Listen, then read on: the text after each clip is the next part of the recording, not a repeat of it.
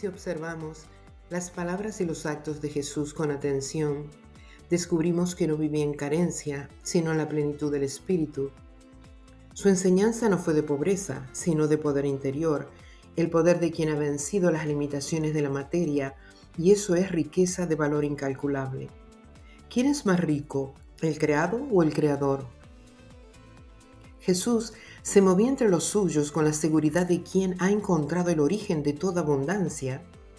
A pesar de eso, como todos nosotros, un ser creado, se había unido a la fuente, el origen del poder. Por eso regañaba a sus discípulos diciendo, hombres de poca fe, porque eran pobres en la confianza del poder de Dios que ya habitaba dentro de ellos. En Dios está el poder que todos nosotros anhelamos y Dios nos creó para compartirlo con nosotros. Pero esa fuerza creadora que fluye como las aguas de un río sin límite, no la comparte con quien no es íntegro, porque la integridad es el cauce por donde puede fluir su poder sin desviarse ni corromperse. Siglos antes, en los días de Eliseo, cuando el profeta estaba enfermo y a punto de morir, el rey Joás fue a verlo. El profeta le pidió que tomara un arco y unas flechas y que disparara hacia al oriente como señal de victoria contra Siria. Luego le ordenó, toma las flechas y golpea el suelo. El rey las golpeó 3 veces y se detuvo. Entonces Eliseo se enojó y le dijo, ¿por qué lo hiciste solo 3 veces? Si hubieras golpeado 5 o 6 veces, habrías acabado con Siria por completo. Ahora solo la vencerás 3 veces. El rey no solo tuvo poca confianza, sino que actuó de manera tacaña, corta, pequeña. Debería haber golpeado con grandeza, con fuerza, con abundancia. Porque así es el Espíritu de Dios, no se limita, no se mide, no se conforma con lo mínimo. Jesús vivía como quien no tenía nada, y sin embargo estaba lleno de poder. No se preocupaba por qué comer o beber, si hacía falta encontraba una moneda de oro en la boca de un pez, o multiplicaba un pan en miles. ¿Por qué lo hacía? Para mostrar el poder inmenso de una vida transformada por el Espíritu. Jesús sabía que sus posibilidades eran casi ilimitadas y que solo el cuerpo podía ponerle un límite si su confianza flaqueaba. También sabía que nosotros podríamos tener ese mismo poder, si quisiéramos. Por eso lo mostraba, para que entendiéramos que el poder de Dios no está fuera, sino dentro del ser humano que cree. La versión oficial de los sucesos que acontecieron en la vida de Jesús nos dejó muchas interpretaciones. Lamentablemente, rara vez se nos dijo con claridad que esas eran conclusiones personales e intentos de explicar hechos o declaraciones difíciles de entender. En otras palabras, muchos relatos quedaron abiertos, con pleno derecho a que otros pudieran reflexionar o dilucidar su verdadero sentido. Y dado que estamos analizando las palabras de Jesús a sus discípulos acerca de la fe, exploremos ahora los hechos en el Getsemaní desde otra perspectiva, la física. El cuerpo humano está hecho para la gravedad terrestre.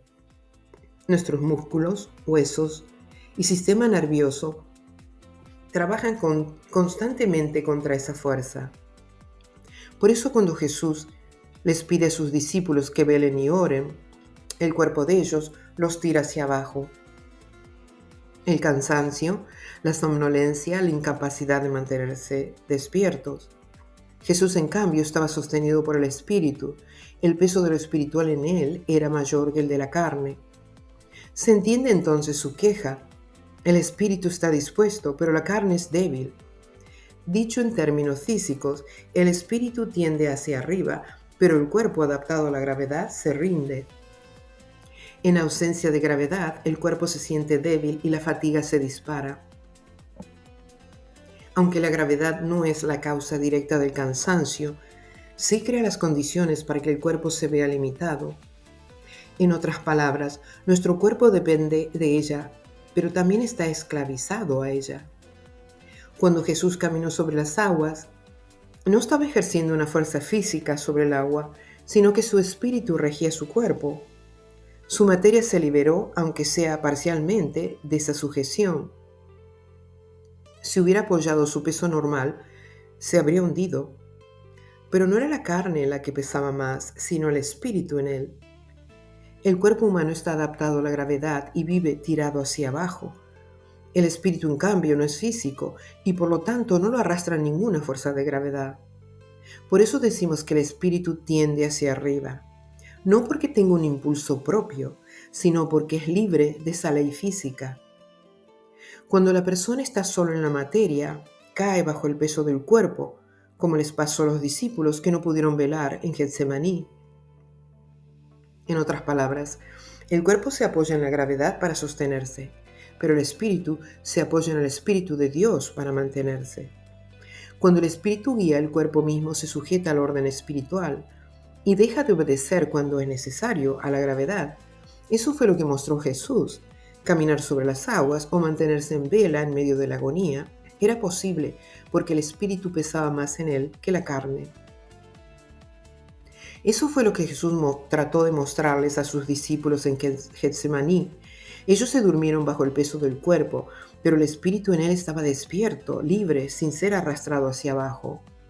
El espíritu no se doblega a la gravedad, y cuando vive en nosotros es capaz de levantar incluso este cuerpo que se va deteriorando, hacerlo flotar o caminar sobre las aguas de un lago como si pisara tierra firme.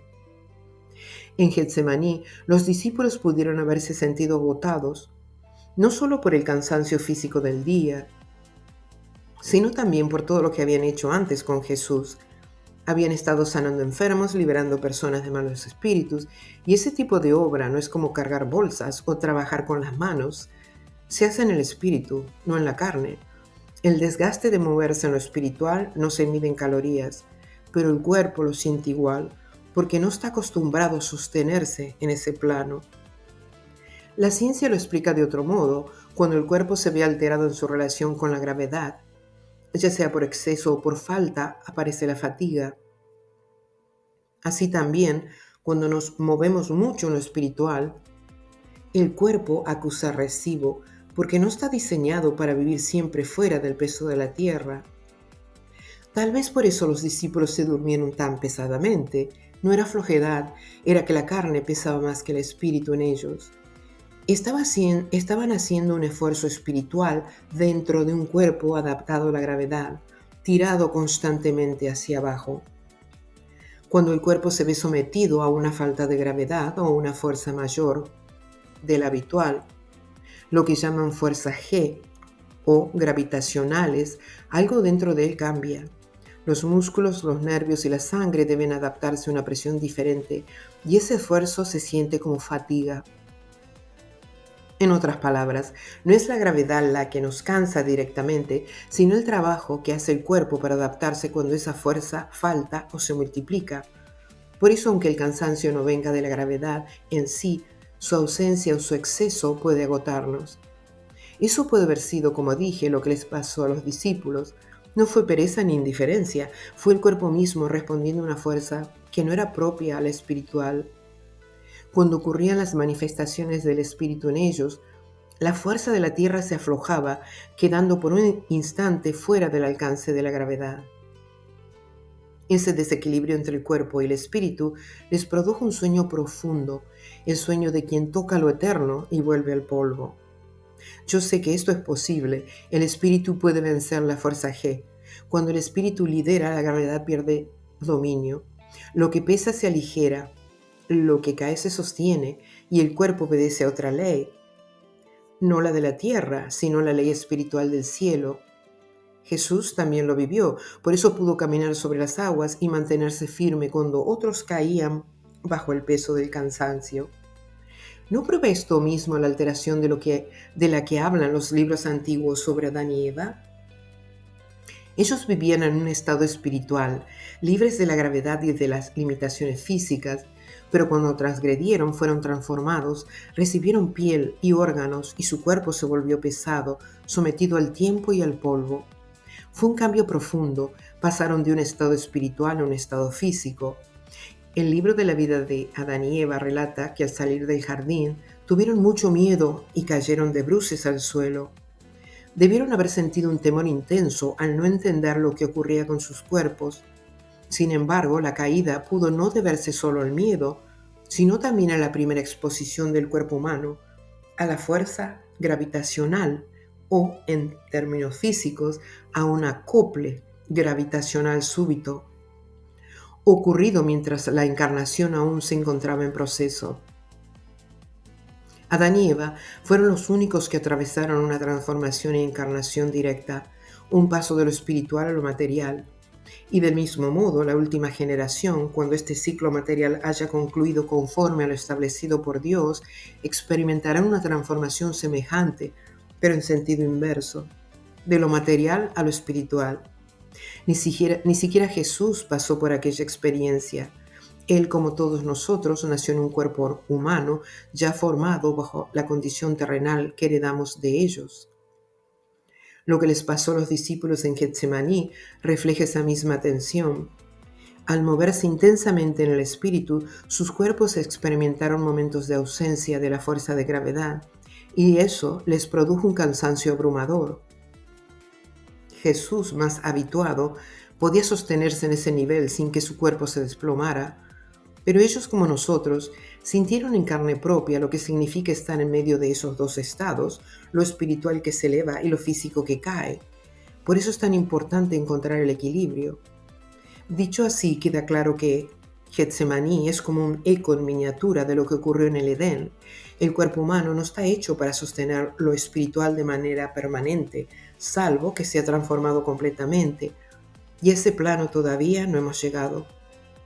Según el libro de Adán y Eva, al ser transformados, recibieron piel y órganos que no tenían antes, y comenzaron a notar que sus ojos, su fuerza y su apariencia ya no eran como en el jardín. Podría decirse que pasaron por una reprogramación fisiológica, igual que un astronauta, pero mucho más radical y definitiva. Así como la falta de gravedad causa arrugas, pérdida de masa ósea o muscular, en Adán y Eva esa alteración del estado espiritual al físico provocó un deterioro visible, piel que envejece, órganos que se fatigan, cuerpos que se corrompen. Las arrugas y la flacidez del cuerpo no solo son cosas de la edad o de la genética.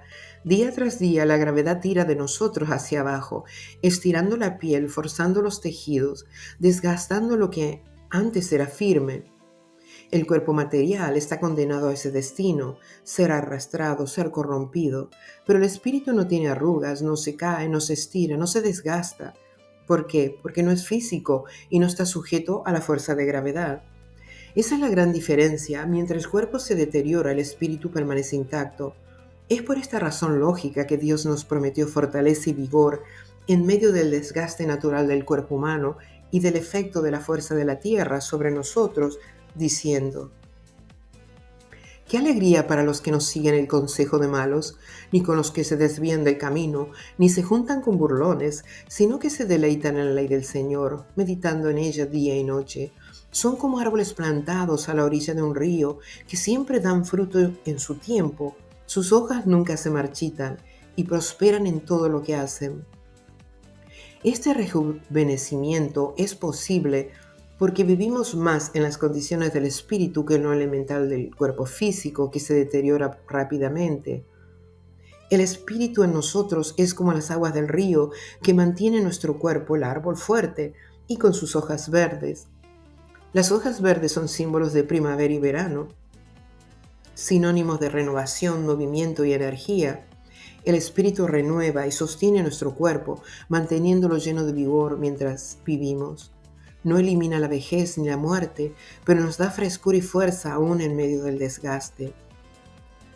Lo que vemos en los astronautas nos da una pista. Cuando un cuerpo se mueve en ausencia de gravedad, su fisiología cambia. Aparecen arrugas, se pierde músculo, los huesos se debilitan, la sangre se redistribuye y hasta el sistema inmunológico se altera. Es como si el cuerpo no supiera cómo sostenerse sin el peso que lo tira hacia abajo. ¿No les recuerda eso lo que pasó con Adán y Eva?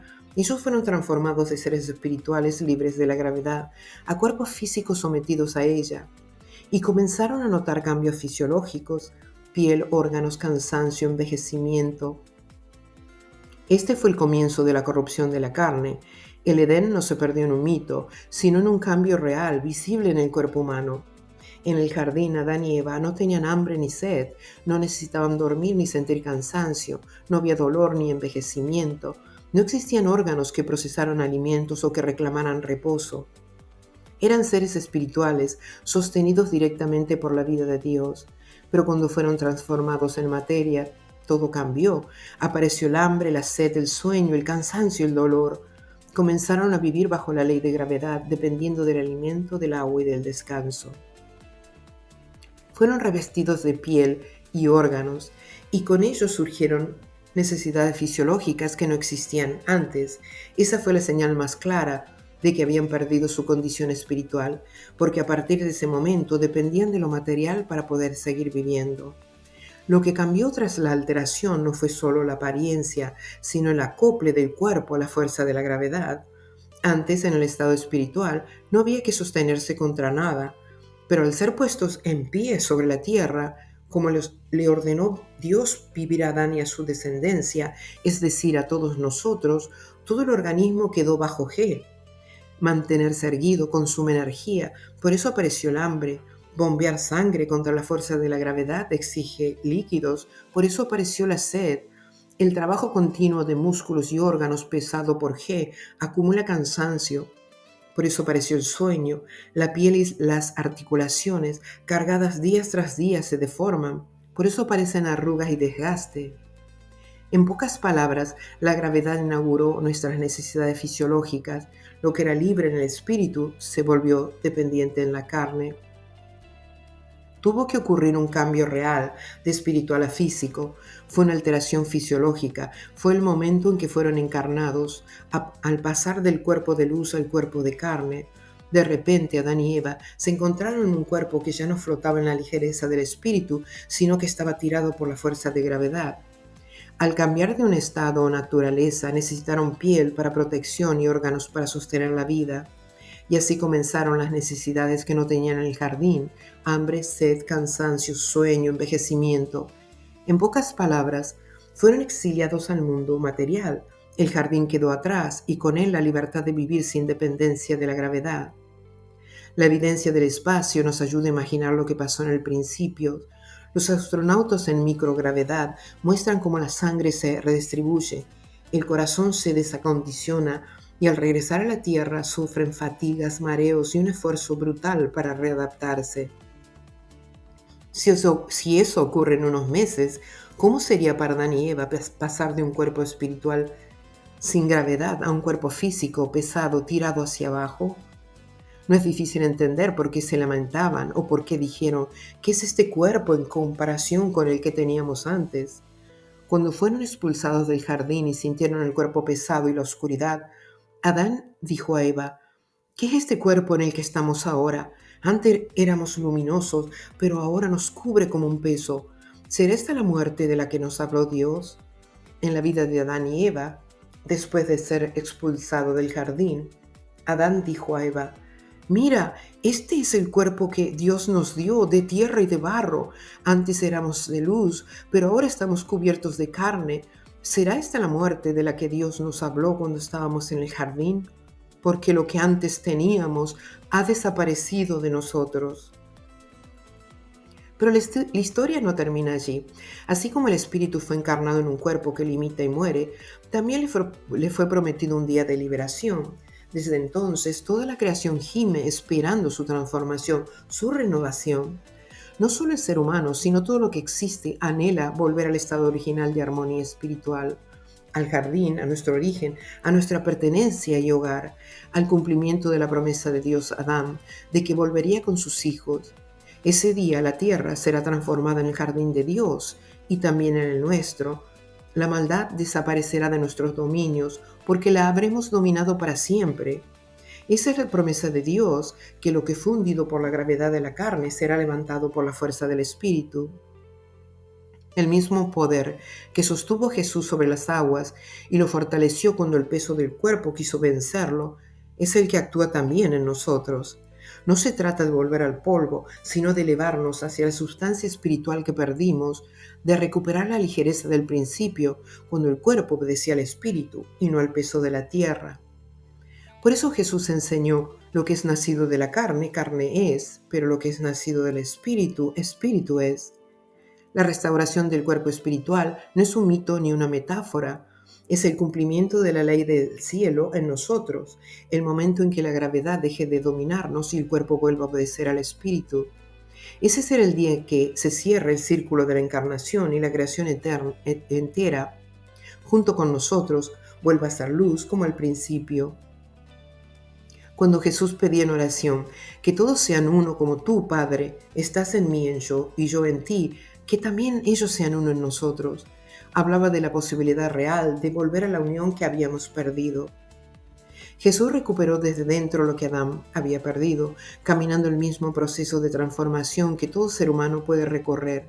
Como hijo del hombre, reconocía que también había nacido bajo la misma separación, pero al reconciliarse con el Creador y dejar que el Espíritu presidiera sobre lo físico, recompuso el vínculo roto entre ambos planos. Por eso podía decir: yo y el Padre somos uno, no como un título divino, sino como el testimonio de quien había alcanzado nuevamente la unidad. Jesús lo repitió muchas veces: era un hijo del hombre. Lo decía para que entendiéramos que nosotros también podemos volver a esa asociación perdida. Somos hijos de Dios, pero también socios en su obra.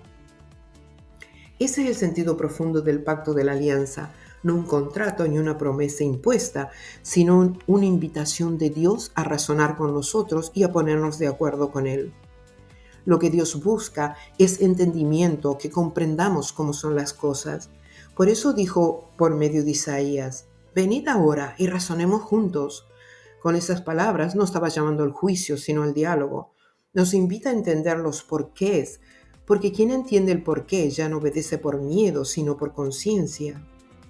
El pacto es entonces una asociación viva entre el Creador y el ser humano, una cooperación donde Dios ofrece su sabiduría y su fuerza, y el hombre responde con conciencia y voluntad de no hacer malicia. Así se restablece la unión que se perdió en nuestros primeros ancestros, no por imposición, sino por entendimiento. Cuando el ser humano comprende las razones de Dios, vuelve a caminar en su orden y el Espíritu puede habitar otra vez en nosotros. Ese acuerdo, esa comprensión mutua es la base de toda transformación. Es la alianza que Jesús vivió en su propio cuerpo al reconciliarse con el Creador. Un pensamiento en sintonía con la mente de Dios, una vida equilibrada por el Espíritu. Un pacto solo se hace cuando dos partes reconocen que necesitan cooperar para sostener algo mayor que ninguna puede realizar sola. La necesidad del pacto entre Dios y el ser humano es la libertad que les dio. Dios nos dio libertad para decidir, pero también sabía que aunque libres somos creados y que sin Él no podríamos vencer las fuerzas necesarias para cerrar este ciclo de miserias que comenzó con la primera transgresión. Dios y nosotros, como socios de la alianza, debemos cerrarlo. El pacto no es una imposición, sino una elección, una invitación a cooperar conscientemente con el Creador. Él sabe que sin su presencia el ser humano no puede sostenerse, porque fuimos creados y la criatura no puede vivir sin la fuente de vida. Si persistimos en romper la base del pacto, que es dominar la maldad, terminamos destruyéndonos a nosotros mismos. El mal no proviene de Dios, sino del desorden que surge cuando la libertad se aparta del Espíritu. Esa es la esencia de la alianza, dos voluntades libres que eligen cooperar, una espiritual y otra material, para sostener la vida y manifestar el orden del cielo en la tierra. Entonces la transformación es el camino hacia arriba, volver a nuestro origen, herencia y poder. Es el propósito original de Dios para la humanidad. Por eso nos dio un ejemplo vivo de cómo vivirla. El maestro de la transformación, su vida, manifestando el poder de Dios, nos permite entender y ver lo que nos espera cuando nos reconciliamos con la fuente creadora.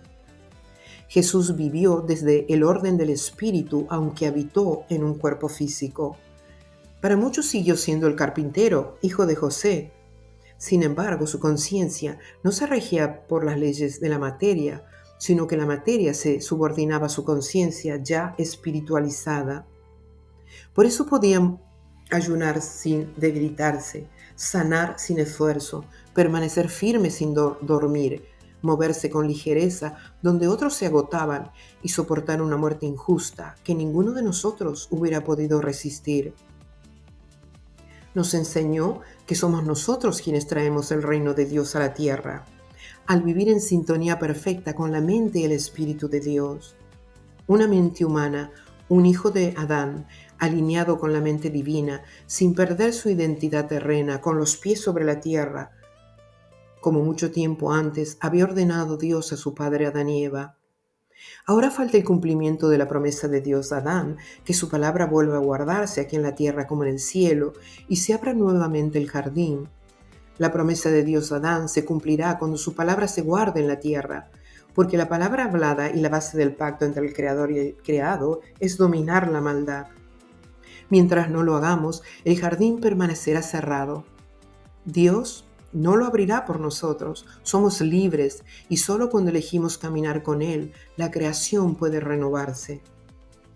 La restauración del jardín es una obra compartida entre el Creador y el ser humano consciente. Gracias por estar conmigo y pensar juntos. Si esta reflexión te llegó, te invito a dejar me gusta, activar la campanita de notificaciones y compartirla con otros. Compartir es muy importante. Cada vez que lo haces, ayudas a que el mensaje siga llegando a más personas. Nos encontramos próximamente. Saludos cariñosos para todos.